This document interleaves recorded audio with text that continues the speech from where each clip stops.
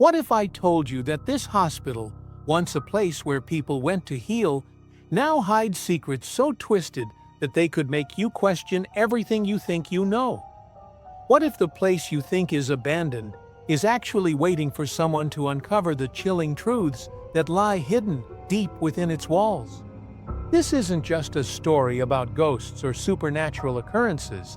This is something much darker, much more sinister, where reality itself starts to unravel.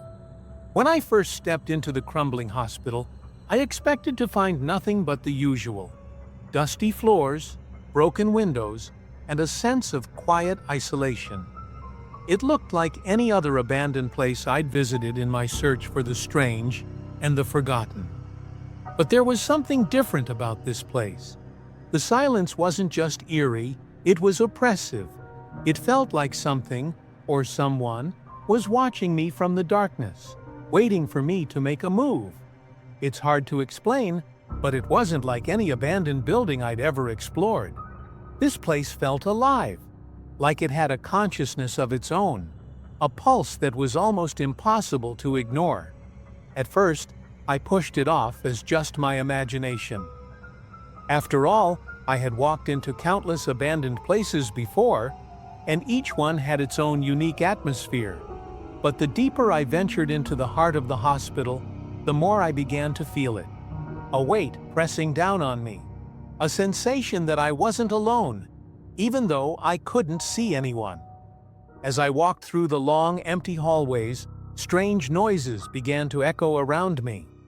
At first, I convinced myself it was just the wind, the building settling, or the sound of my own footsteps reverberating off the walls. But then, I heard something I couldn't ignore. Footsteps. Heavy, deliberate steps echoing behind me. I spun around, heart racing, expecting to see someone there. But the hallway was empty. No one was there.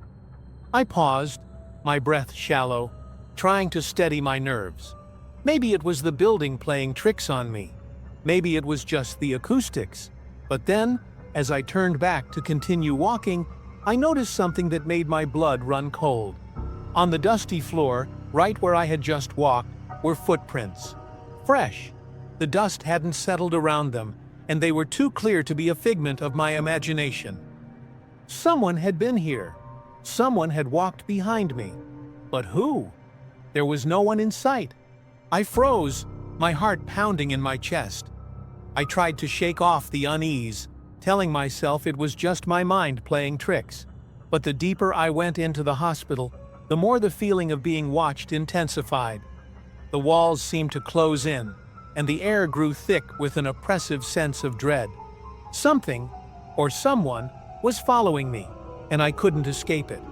Every step I took felt heavier than the last, as though the hospital itself was alive, aware of my presence, and somehow responding to it.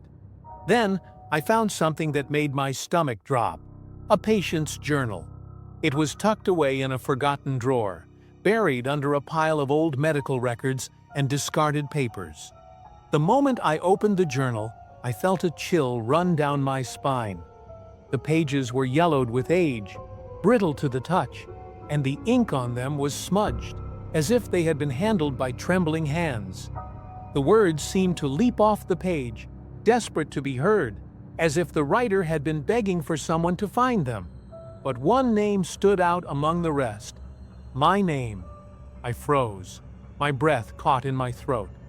The journal entry was hastily written, the handwriting erratic and shaky, as if the writer had been in a panic. The words read, "They're coming for you. You won't leave. No one ever leaves." I couldn't comprehend what I was reading. How could someone know my name? How could they have known I was here? I flipped through the pages, my hands trembling. The entries became more frantic, more desperate with each turn of the page. They spoke of a presence, something that lurked in the hospital, something that wouldn't let you leave. But the more I read, the more I realized it wasn't just a warning. It was a prediction.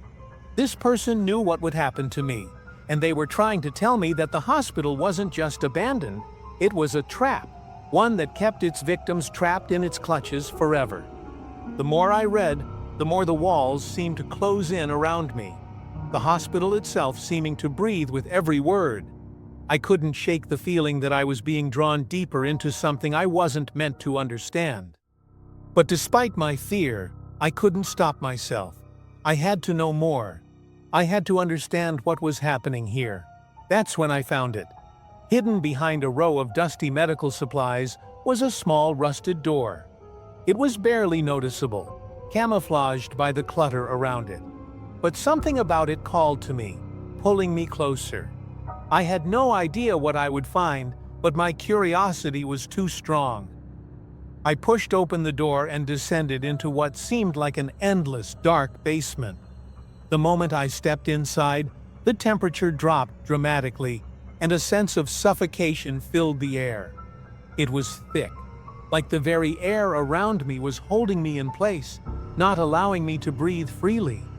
The chill sank deep into my bones. I was far from the warmth of the sunlight, and the cold felt unnatural, like something was wrong. I tried to turn back, but the door slammed shut behind me with a deafening noise, trapping me in the pitch-black darkness. My heart began to race, and panic crept up my spine. I was trapped, with no way out. And that's when I heard it. A soft shuffle of movement. At first, I thought it was just my own footsteps, echoing off the stone floor. But then, I heard it again, closer this time. My eyes darted around, straining to see in the dark, but the shadows swallowed everything whole. And then, I saw it. A shadow. A figure. It wasn't human, but it was shaped like one. It stood still for a moment, and then it moved, gliding toward me in silence. My heart leapt into my throat as I tried to back away, but my feet wouldn't move. I couldn't take my eyes off the figure as it grew closer, its hollow eyes boring into me. And then, it smiled. A twisted, horrific grin spread across its face, and I knew in that moment that this thing was not of this world. It was a reflection of me, an alternate version of myself, but wrong, deformed, hollow. Its eyes were empty, like dark pits, and it grinned with a sadistic joy, as if it was watching me struggle. I couldn't move. I couldn't breathe. I was paralyzed in fear, my body refusing to cooperate. All I could do was stare at it, my mind racing with questions. How was this possible? Why was it here? Was this my future? A future I was trapped in? After what felt like an eternity, the door creaked open. I stumbled out, gasping for breath, my heart still pounding in my chest. But as I stepped back into the hospital, something felt wrong. The walls, the floors, everything around me had changed. The hallway I had walked down just moments ago was now unfamiliar, distorted. The rooms I had passed earlier were different. It was as if the hospital itself had shifted while I was trapped in that basement. I felt my mind unraveling, as if the space itself was playing tricks on me. I opened door after door, trying to find a way out, but each time I ended up back at the same place, the entrance. It was as if I was stuck in a loop, going around in circles with no way out. I tried to convince myself it was just a nightmare, that the hospital was playing tricks on me.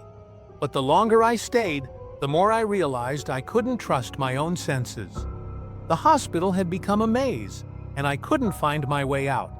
Every corner, every hallway seemed to lead back to the same place. No matter how many times I tried, I always ended up back at the beginning. The walls were closing in, and I couldn't escape. Finally, after what felt like hours of endless wandering, I thought I had escaped. I was outside, the fresh air filling my lungs, and for a brief moment, I thought it was over. But then, I checked my phone. There was a message waiting for me. It was from an unknown number, and the message said, "I told you not to come back." My heart stopped. I checked the time. The message had been sent just minutes after I had left the hospital. How was that possible? How could they know where I was? How could they know what I had just done? I thought I had left.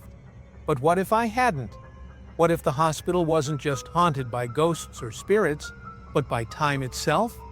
What if it wasn't a place you could just walk out of? What if the hospital wasn't just a trap for the living, but a trap for time itself?